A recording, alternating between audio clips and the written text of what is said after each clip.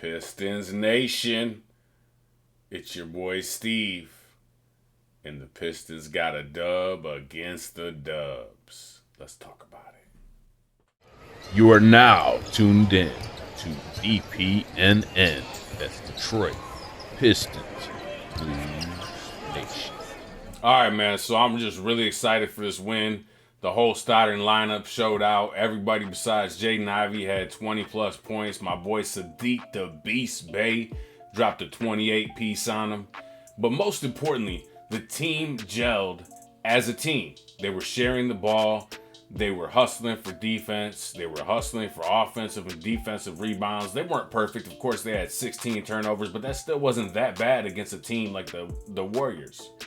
Now, granted, the Warriors did play the night before, and I got to tell you, there was a certain time where Steph Curry looked like he was hungover, but dude still dropped 32 on the Stones. So, and on top of that, Jordan Poole was just splashing threes. I think he had like a 30-second time frame where he dropped like 12 points, just three threes in a and one, and just, tore it up. But anyway, the Pistons, you can't take anything away from them. They finally actually put it all together and had a solid team win from end to end. Even the bench chipped in a little bit, but still I'm concerned about the bench.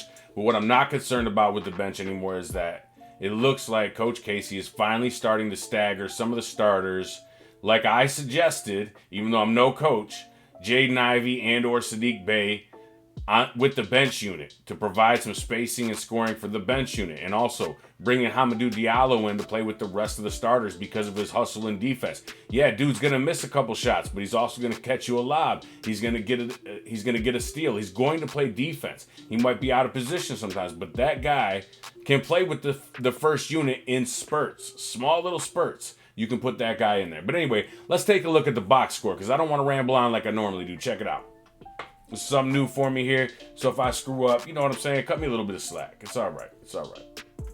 Got to take that off. And we got to put this on. All right. Now we got to take me off here. All right. So, got to go here. All right. So check it out. Forget about the Warriors. They're losers. And let's look at the Pistons. Bojanovic, 5 for 8 on field goals. Played 35 minutes, 3 for 6 from the three-point line, 8 for 8 from the free throw line, 3 rebounds, 3 assists, no steals or blocks, only 1 turnover, only 1 foul. Was a +4 for the game. Still dropped 21 on only 8 shots. Got to the line 4 different times for 8 free throws, I'm pretty sure. Sadiq Bey, 35 minutes, 9 for 17. And Sadiq was being aggressive. That's what I like to see. I wouldn't mind if him and Boyan had about 14, 15 shots apiece every game. 4 for 9 from the three-point line. That's a solid percentage. 6 for 6 from the free throw line. That's another thing. They made their free throws today. Okay? And that's something that they really needed to do against this team, because if they didn't make free throws and they had a garbage percentage, like something like 64, 68, like they've had in some previous games, there's no way they would have won this game. Anyway, Sadiq had 6 rebounds, 3 assists, no steals or blocks, 3 turnovers. You don't like to see that, but he was a +20 for the game with 28 points, 2 fouls. And Isaiah Stewart had a career game.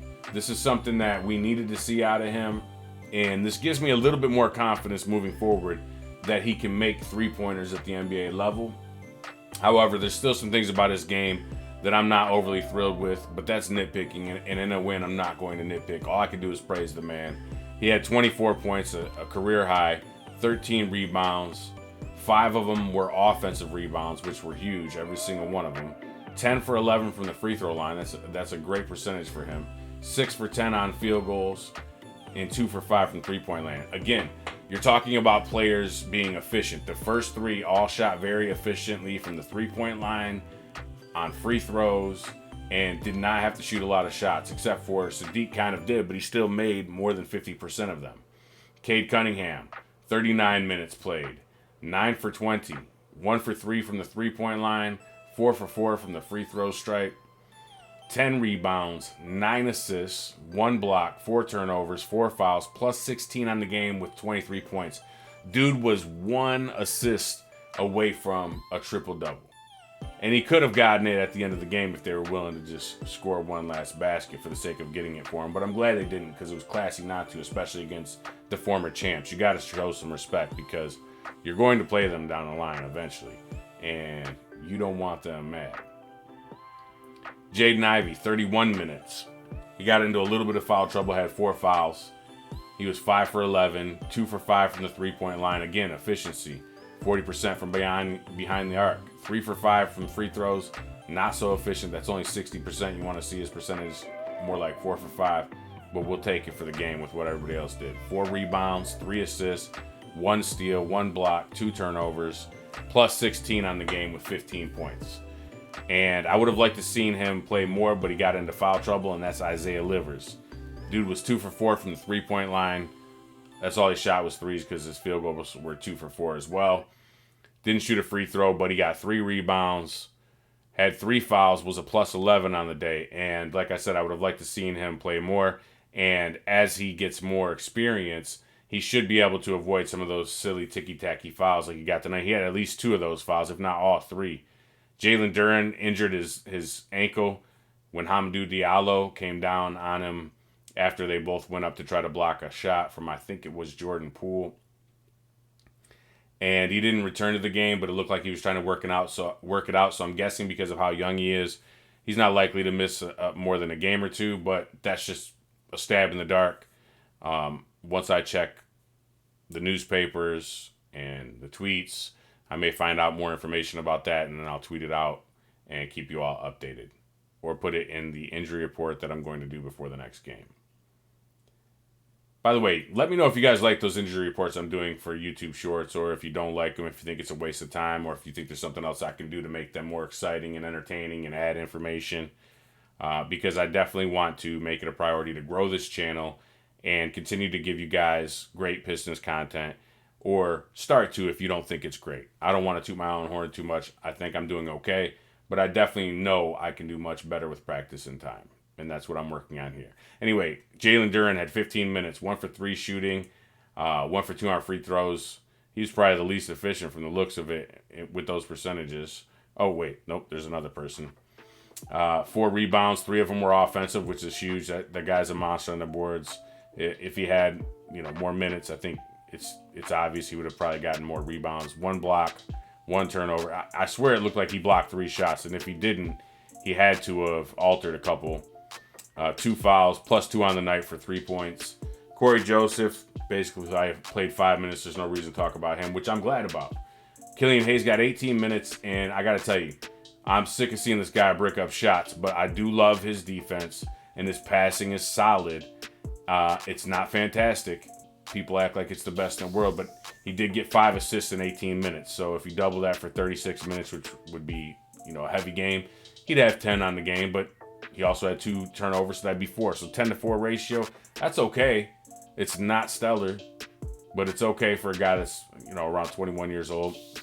He had 4 points, and he also had a steal, which you love to see. And speaking of steals, Hamidou Diallo played 12 minutes, 1 for 3 field goals, 2 for 2 free throws, 2 rebounds, 1 of them offensive, 1 assist, 2 steals, no blocks, 2 turnovers though, and 2 fouls, -6 on the evening. Killian Hayes was also a -1, and Corey Joseph was a -4. Anyway, so I want to talk about individual players. Just besides all of the stats here, looking at it, what this game tells me is Bogdanovic is efficient enough. He can get less shots, and he's still going to give you 20 points because he'll get to the line. And he's been excellent at that so far this season. What this game also tells me is that when Isaiah Stewart and Sadiq Bey contribute like they can, this team could be scary good. But it also tells me don't overreact. Because while I'm super pumped up they got their second win of the season, it's really nice to see against a good team, obviously the defending champions. They run a back-to-back. The record is now 3-4. Klay Thompson did not play in the game. And they look tired. I mean, Jordan Poole and Steph Curry did their thing. So did Draymond Green, Mr. Triple Single all of a sudden. He had 7 points, 7 rebounds, 7 assists. But they didn't get much else from anybody else. Let's take a look at their stats real quick. Let's see what they got here. Yeah, I mean, everybody in the starting lineup's negative. Even with Curry and Poole dropping 30 plus, 30 and 32. I mean, Wiggins gave you 10 points. This is a guy who was an all-star last year, and he was 4 for 15. Looney only got 9 rebounds. So, I mean, nobody had double-digit rebounds. Nobody had a double-double. And that's not like the Warriors. Anyway, so I'm gonna basically end it there. I gave you my breakdown on things, and I gave you the stats, and I could ramble on for more, but I want to give you shorter, more content-rich videos that have good quality information. Yeah, you can go to the box score, but you don't get my take on it. You don't get it in this video format that you can quickly click on YouTube. So if there's anything you'd like to see, let me know. Also, please join the Discord. I created a Discord. I'll put the link to it in the description, and I'll also put a screen on in the edited video most likely, and watch some of the other videos and subscribe, because 99% of you are not subscribed, and I need the subscriptions up. Share with your friends, all that good stuff. Please comment down below, and I'm out.